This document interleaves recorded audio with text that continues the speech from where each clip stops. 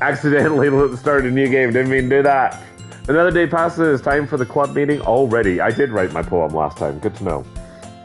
I've got a little more comfortable here over the past couple of days. Entering the club room, the usual scene greets me. Sayori. Hi, David. Yo, Sayori. Looks like you're in a good mood today. I'm just still not used to you being in the club. That's all I see. That's a pretty simple thing to get you in a good mood. But I guess it's always simple things with you anyway. Speaking of which, I'm getting hungry. Will you come with me to buy a snack? No thanks. Yeah, I mean, I can if you want. That's not like you at all. I have my reasons. Why don't we take a look at your purse, Sayori? Aha. Why that all of a sudden? No reason, really. Just wanted to look at it. See if you have any money. Aha. Sayori nervously retrieves her coin purse. She fumbles with the latch and gets it open. Then she turns it upside down and lets the contents spill on the desk. I'd love. Only 2 small coins. What are they? I knew it.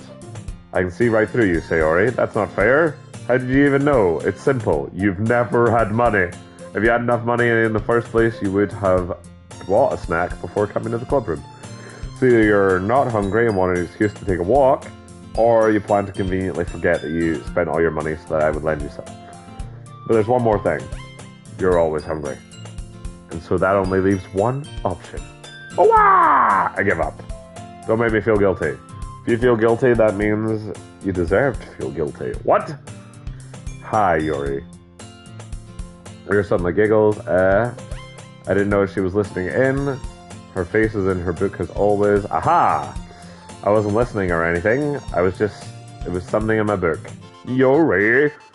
Tell David to let me borrow some money. Don't get me involved like that, Sayori. Besides, you should only buy what you can responsibly afford. Well, I don't know if I 100% agree with that, but like, have fun and all. And frankly, after pulling a mischievous little stunt like that, your suffering is enough retribution. I didn't mean that. I got too absorbed in my book. I really like when you speak your mind, Yuri. It doesn't happen much, but it's a fun side of you. Yeah, I would agree with that. There's no way you could think that. You were right, though. I did something bad and I have to accept the retribution. That. Still coming from you, Sayori. I guess there's a little devil inside all of us, isn't there? Don't let that fool you. Sayori knows exactly what she's doing.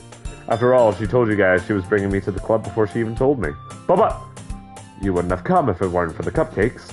Decided to trick Natsuki into making them.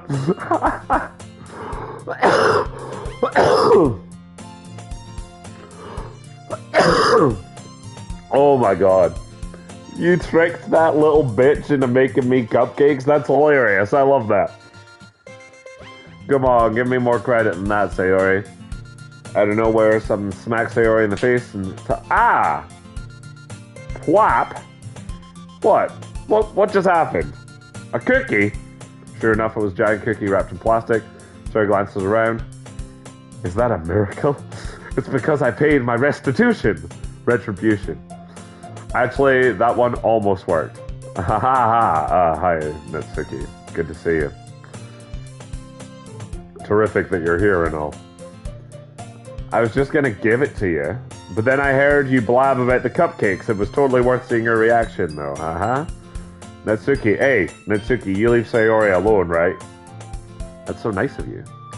I'm so happy. Sayori hugs the cookie. Just eat it. Sayori rapidly tears open the wrapper and takes a big bite. So good. Sayori claps her hand over her mouth. I bit my tongue. That's not I'm surprised you have a tongue at all. I gotta be honest with you. You're going through a lot over just one cookie. Natsuki takes a bite of her own cookie. Yours looks really good too, Natsuki. Yeah, you should probably give Sayori it. Now try it, jeez. Beggars can't be choosers. But yours is chocolate. Yeah? Why do you think I gave you that one? Why wouldn't you buy 2 chocolates, you bitch? Still, I'm really happy that you shared this one with me. So I gets out of her seat and goes behind Natsuki, then wraps her arms around her. Jeez, I get it. Cookie still in hand, Natsuki reaches up to nudge Sayori off of her. Sayori suddenly leans down and takes a bite of Natsuki's cookie. Hey, did you seriously just do that? Ah, ha ha ha ha ha! My fool, Sayori trots away to safety. Yuri and I laugh as well. Jeez, you're such a kid sometimes. Monica, can you tell Sayori, where is Monica? Doesn't glance around, Monica isn't in the club. Ah, where's Monica anyway? Good question. Have any of you heard anything about her being late? Nope. No, I haven't. That's a bit unusual. Hope she's okay. Of course she's okay. She probably just had something to do today. She's pretty popular after all. She is that. She is that. She's very popular. You don't think she has a... I wouldn't be surprised. Oh, boyfriend is what we're... Well, maybe girlfriend. Maybe just person. Let's just say partner. She's probably more desirable than all of us combined. Yuri.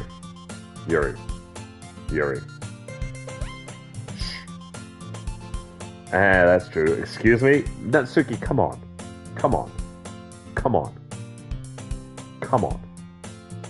Get out of here. Suddenly the door swings open. Sorry, I'm super sorry. Ah, there you are. I didn't mean to be late. I hope you guys weren't worried or anything. No, just tell us all about them. Monica chose the club over her boyfriend after all. You're so strong-willed. Boyfriend? What on earth are you talking about? Monica quizzically glances at me. Never mind that. What held you up anyway? Well, my last period today was study hall. I thought you were going to be really forthcoming to the group, and it caught me really off guard. Wow. To be honest, I just kind of lost track of time. Haha, that makes no sense though. You would have heard the bell ring at least. I must not have heard it since I was practicing piano. Piano? I wasn't aware you played music as well, Monica. I don't really. I kind of just started recently. I've always wanted to learn piano. That's so cool. You should play something for us, Monica. Monica looks at me. Maybe once I get a little bit better, I will. Yay! That sounds cool. I'd also look forward to it. Is that so? In that case, I won't let you down. Thank you. Monica smiles sweetly. I didn't mean any pressure or anything like that. Don't worry. I've been practicing a whole lot recently, and I'd really love the chance to share once I'm ready. Sounds good. Can I read my poem now? In that case, best of luck. Thanks. So I didn't miss anything, did I? No, we were just about to trade poems again. No, not really. I chose to leave out Sayori's mischievous escapade. I'm sure Natsuki will end up complaining to her anyway. That's true, actually. She did shout Monica. That's how we got onto the subject of you. Looks like everyone's already settled down. Sayori somehow already finished her entire cookie. Yuri is back to her book, and Natsuki disappeared into the closet. Huh, okay. I'm really curious to talk to Yuri a little bit more, but at the same time, I would feel bad for distracting her from reading. Catch a glimpse of her covering her book. It looks like the same book she lent to me. More than that, she seems to be on the first few pages. Crap. I think she noticed me looking at her. She takes another glance at me, our eyes meet for a split second. That only made her hide her face deeper in her book. Sorry. I was just spacing out. I mutter this, sensing I made her uncomfortable. Oh, it's fine. If I was focused on it, I probably wouldn't have noticed in the first place. But I'm just rereading a bit of this. That's the book that you gave me, right? I want to reread some of it, not for any particular reason. Just curious, how come you have 2 copies of the same book? Well, when I stopped in the bookstore yesterday, that's not what I meant. I mean, what are you talking about? I just happened to buy 2 of them. Okay, cool. There's something fairly obvious that Yuri isn't telling me. But I decided to let it go. She's clearly embarrassed about nothing, so let's leave her alone. I'll definitely start reading it soon. I'm glad to hear once it starts to pick up, you might have a hard time putting it down. It's a very engaging and relatable story. Is that so? What's it about anyway? Well, Yuri closes the book and scans her eyes over the back. The book is titled Portrait of Markov. There's an ominous-looking eye symbol on the front cover. All right, long-lost younger sister. But as soon as she does so, her life gets really strange. She gets targeted by these people who escaped from a human experiment prison. Ugh. And while her life is in danger, she needs to desperately choose who to trust. No matter what she does, she ends up destroying most of her relationships, and her life starts to fall apart. That's kind of dark. You already made it sound like it was going to be a nice story, so that dark story came from nowhere. Ahaha! Yuri gently giggles all of a sudden. Are you not a fan of that sort of thing, David? No, it's not that. I mean, I can definitely enjoy those stories, don't worry. I hope so. Yeah, I totally forgot that Yuri was into those things. She's so shy and reclusive on the outside. But her mind seems to be completely different. It's just not that kind of stories. They challenge you to look at life from a strange new perspective. When horrible things happen, not just because someone wants to be evil, but because they have their own goals or their own philosophy that they believe in, then suddenly when you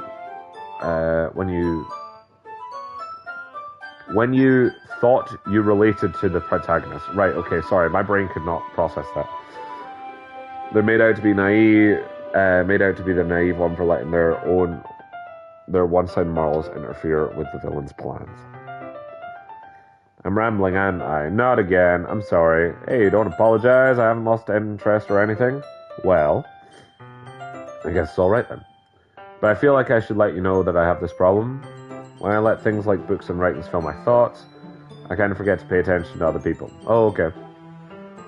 So I'm sorry if I end up saying something strange. And please stop me if I start talking too much. I really don't think you need to worry. That just means you're passionate about reading. The least I can do is listen. It's a literature club after all. That's true. In fact, I might as well get started reading it, right? You don't have to. What are you saying? Just a moment ago you said you were looking forward to it. Let me just get the book. I quickly retrieved the book that I put in my bag. Alright, it's fine if I sit here, right? I slip into the seat next to Yuri. Yeah. Are you sure? You seem a little apprehensive. I'm sorry. It's not that I don't want you to, it's just something I'm not very used to. That's it, reading in company with others. I see. Well, just tell me if I end up distracting you or anything. Alright. I open the book and I start the prologue. I soon understand what Yuri means about reading in company. It's as if I could feel her presence over my shoulder as I read. It's not a particularly bad feeling, maybe a little distracting, but the feeling is somewhat comforting. Yuri is in the corner of my eye. I realize that she's not actually looking at her own book. I glance over. It looks like she's reading from my book instead. Sorry. I was just... You really apologize a lot, don't you? I do. I don't really mean to. Sorry. There. I knew you were going to do that. I really appreciate that. That made me happy. Here, this should work, right? I slide my desk until it's against Yuri's, then hold my book more between the two of them. I suppose so. Yuri timidly closes her own copy. Once we each lean in a little bit, our shoulders are almost touching. It feels like my left arm is in the way, so instead I use my right hand to hold the book open. I guess that makes it kind of difficult to turn the page here. Yuri takes our left arm and holds the left side of the page between her thumb and forefinger. I do the same with my right arm on the right side of the page. That way I turn the page and Yuri slides it under her thumb after it slips on her side. But in holding it like this, we're huddled even closer together than before. It's actually kind of distracting me. It's as if I can feel the warmth of Yuri's face and she's in the corner of my vision. Are you ready? To turn the page. Sorry, yes, of course. I think I got a bit distracted for a second. I glance over at Yuri's face again and our eyes meet. I don't know how I'll be able to keep up with her. That's okay. You're not used to reading, right? I don't mind being patient if it takes you a little bit longer. It's probably the least I can do, since you've been so patient with me. Yeah, thanks. We continue reading. Yuri no longer asks me if I'm ready to turn the page. Instead, I just assume she finishes the page before me, so I turn it by my own volition. We continue the first chapter in silence. Even so, turning each page almost feels like an intimate exchange. My thumb gently letting go of the page, like a flutter over to her side as she catches it under her own thumb. Hey, Yuri, this might be a silly thought, but the main character kind of reminds me of you a little bit. You think so? How does she? Well, I guess she's more blunt in a lot of ways, but she also second-guesses all the things that she says and does. Like she's afraid she'll do something wrong. It's not like I can see in your head or anything, but they're kind of reminiscent of some of your mannerisms. I see. You remain silent for a moment, but David, that's probably a terrible thing to have in common with her. That's so embarrassing that you think that. Wait, I didn't mean it in a bad way or anything. Sorry, I really didn't know you were self-conscious about that sort of thing. I guess I more meant that it's kind of cute. Aha. What are you saying all of a sudden? Okay, everyone! Oh my goodness, hi. We weren't doing anything. I think it's about time we share today's poems with each other. Yeah, I've been wanting to do that, actually. Might not have enough time if we wait too long. Yuri exhales, spared from finishing her thought. Is that alright, Yuri? Do it kind of down. I'm sorry if you haven't been looking forward to this. It's not. It's fine. Yuri releases her hand from the table, causing it to close on top of my thumb. Alright. I guess I'll do some more reading tonight. Or would you prefer I only read it with you? I guess I don't have too much of a preference either way. In that case, I'll read a little bit more tonight. It'll be more fun to read with you after it picks up a little bit, you know? That's good reasoning. In that case, please feel free to finish the first 2 chapters in your own time. Alright. I stand up. Make a mental note of where I left off in the book and slip it into my bag. Let's go to Yuri first, I guess. Let's see what you've written for today. I think this is more in line with you. I think, if I remember correctly. Yuri stares at the poem with a surprised expression on her face. Do you like it, David? How did you pick up on this so quickly? Hey! Just yesterday I was telling you the kind of techniques worth practicing. Maybe that's why. You did a good job explaining. I really want to try giving it more imagery, you know? Yuri visibly stood this. Used to what? I don't know. It's fine, take your time. Yuri breathes and collects her thoughts. I know that Yuri likes to think before she speaks, so I offer her that patience to just appreciate it like this, I guess. This probably sounds really stupid, but seeing someone motivated by my writing, it just makes me really happy. I can't remember what your advice was, though. Damn it. Are you saying you've never shared your writing before? Yuri nods. Really? I don't believe it. I really only write to myself, and besides, people would just laugh at me. I've never laughed at you. Do you really think that? Again, Yuri nods. Huh. Even your close friends? Yuri doesn't respond to that. Wonder why. Anyway, do you want to share the poem you wrote today? Yeah, I do. Cool. If it's with you, The Raccoon. It happened in the dead of night while I was slicing bread for a guilty snack. My attention was caught by the scuttering of a raccoon outside my window. That was, I believe, the first time I noticed my strange tendencies as an ordinary human. I gave the raccoon a piece of bread, subconscious, well aware of the consequences. Well aware that raccoon that is fed will always come back for more. The enticing beauty of my cutting knife was the symptom. The bread, hungrily, curiosity. The raccoon, an image? Oh god, I hate reading. The moon increments its phases and reflects that much more light off my cutting knife, the very same light that glistens in the eyes of my raccoon friend. I slice the bread, fresh and soft. The raccoon becomes excited. Or perhaps I'm merely projecting my emotions onto the newly satisfied animal. The raccoon has taken to following me. You could say that we've gotten quite used to each other.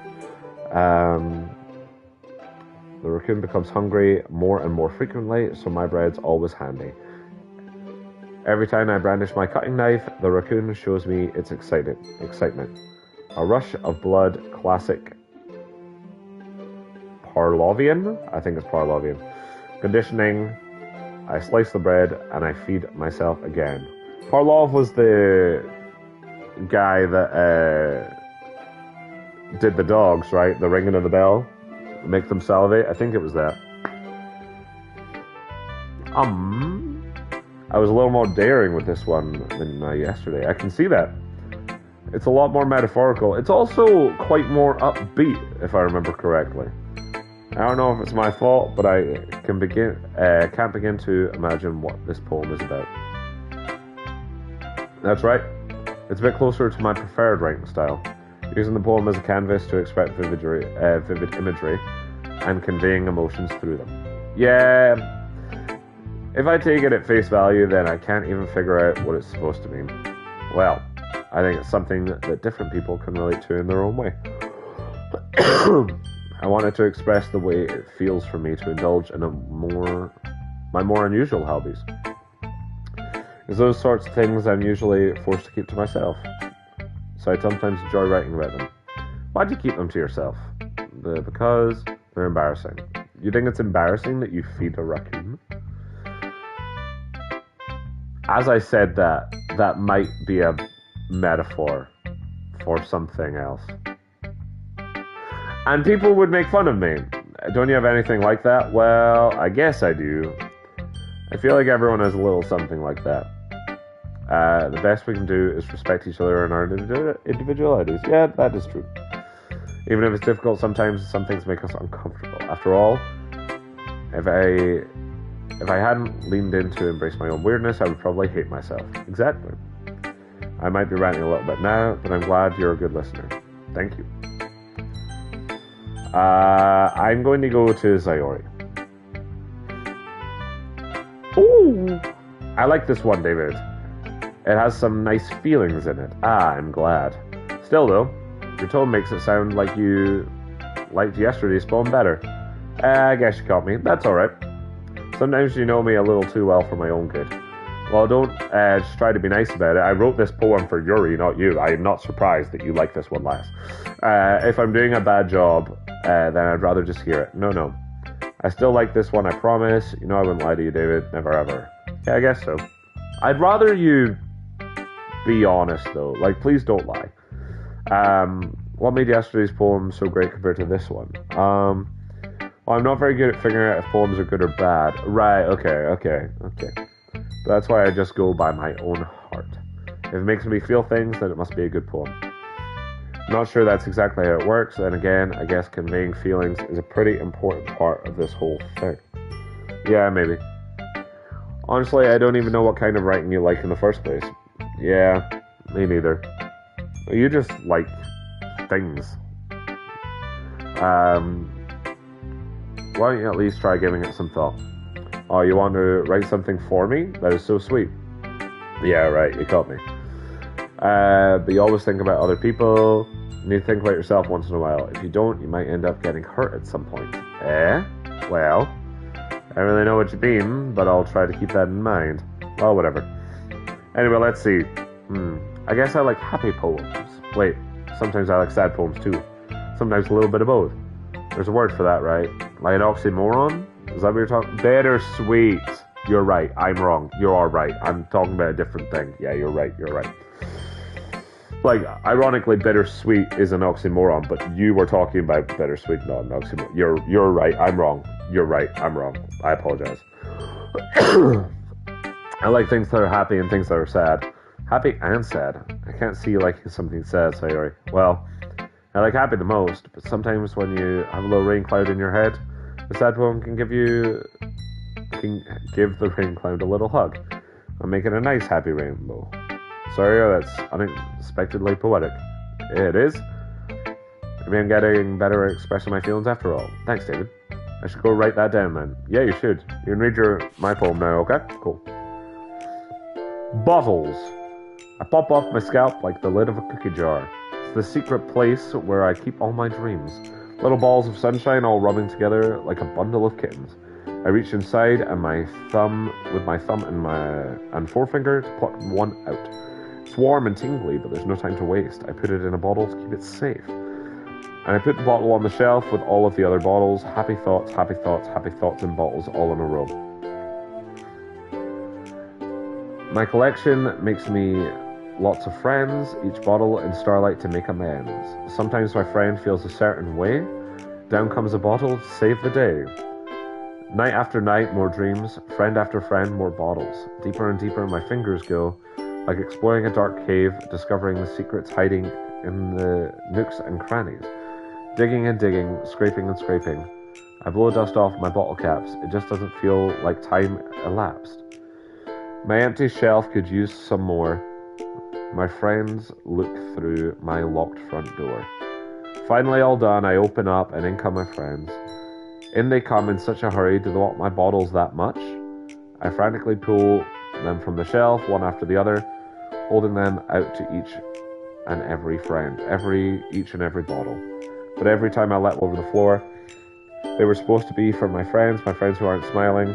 They're all shouting, pleading something. That's all I hear is echo, echo, echo, echo, echo inside my head.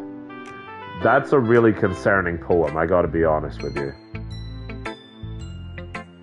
Sorry, did you really write this? Of course I did. Didn't I tell you yesterday I was gonna write the best poem ever? It's very good, but it's like really, like, are you okay? I mean, I didn't expect something like this coming from you. Monica taught me a whole lot, and I've been really in touch with my feelings recently. I see that. It's almost kind of creepy. Creepy? Well, not exactly. That's the wrong word. Maybe because I'm used to you being so cheerful. Well, never mind. I'm thinking too hard about it. The point is, it came out good, so you should be proud of it. Oh, thanks. I feel like I was meant to express myself this way. Even it helps me understand my own feelings a little bit better. Yeah, it can do that. Writing is like magic. You've gotten pretty passionate about this, huh? I hope you keep it up. Yeah. Writing's the best. I'm gonna keep writing until I die. Don't get ahead of yourself. Sorry's always had a habit of getting obsessed with something before dropping it no more than a week later. Do you have ADHD? I wonder if this is one of those times. But seeing the passion in her eyes makes it hard for me to be that pessimistic. Monica. Hi again, David. How's the writing going? Alright, I guess. I'll take that. As long as it's not going bad, I'm happy that you're applying yourself. And maybe soon you'll come up with a masterpiece. I wouldn't count on that. You never know. Want to share what you wrote for me today? Sure, here you go. Get my poem to Monica. Alright. Great job, David. I was going, ooh, in my head while reading it. Oh, thank you. It's really metaphorical. Yeah, thank you. I'm not sure why, but I didn't expect you to go for something so deep. I guess I underestimated you. It's easiest for me to keep everyone's expectations low. That way it always counts when I put in some effort. That's not very fair. Well, I guess it worked anyway.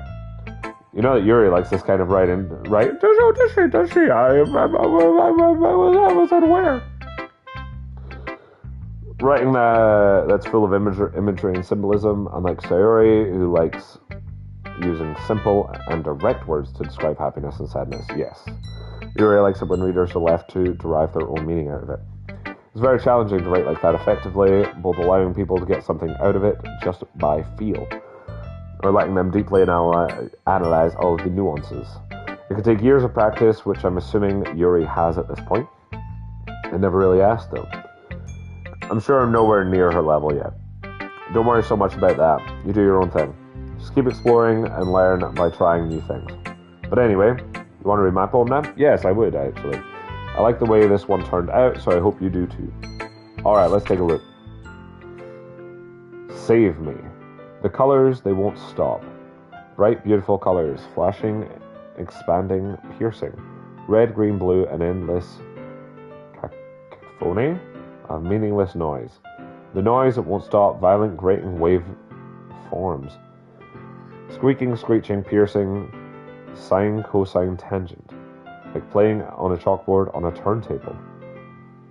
Like playing a vinyl on a pizza crust, an endless poem of meaningless. Load me. Huh. Alright. It's even more abstract than your last one. Ahaha, I guess it's just the way I write. I'm sorry if you don't like it. No, I never said that. It's just the kind of thing I've never really seen before, I guess. I kind of like playing with my space on the paper.